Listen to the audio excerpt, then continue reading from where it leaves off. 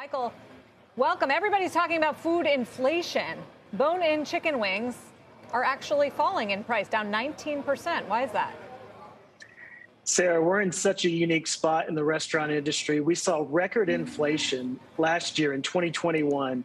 Our brand partners took the necessary pricing to manage our menu and manage their margins. Fast forward to today, we're seeing meaningful deflation. And so while the rest of the restaurant industry is navigating inflation and likely going to have to take price, against a backdrop where the consumer is navigating this record inflation themselves, we actually at Wingstop are in a unique spot where we don't necessarily have to take price, and we can lean into value and present an opportunity where we can continue to grow our top line sales, where 2021 marked our 18th consecutive year of positive same-store sales for the brand.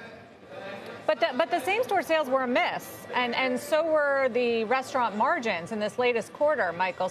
But you reaffirmed guidance, which Wall Street really liked. So why were the margins a miss if you're seeing the deflation, and why are you confident that things will pick up here?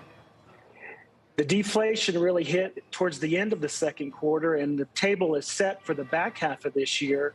And top line wise, as far as our sales, our business was hit with a bit of a perfect storm. In 2021, we had some really strong same-store sales growth when all the stimulus money was provided to the consumer. So we were lapping those numbers in Q2.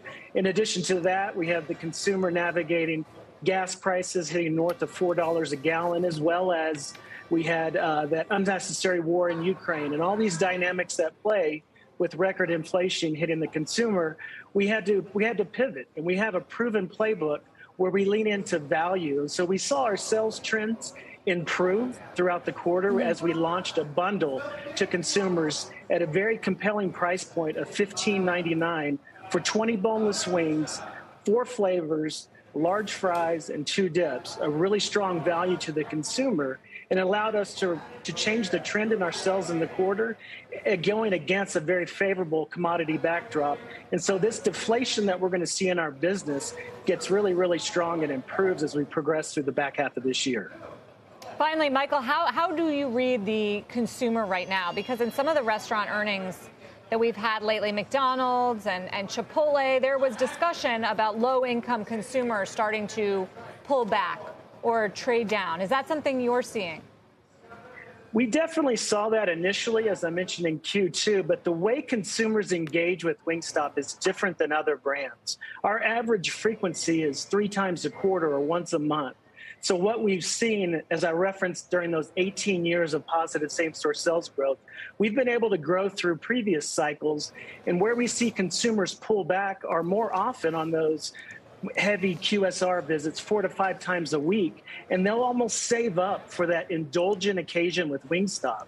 And so as long as we're presenting them with value, and as I mentioned in that bundle before, we're able to retain those occasions, not to mention we're in a unique spot where we have a lot of growth levers to pull as a brand, whether it's expanding our delivery base to additional delivery providers.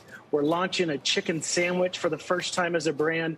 It's not just one chicken sandwich, it's 12 with our 12 unique, bold flavors. And then we have a meaningful increase in the amount of advertising we're able to spend in the back half of this year. Our ad spend increasing over 35%.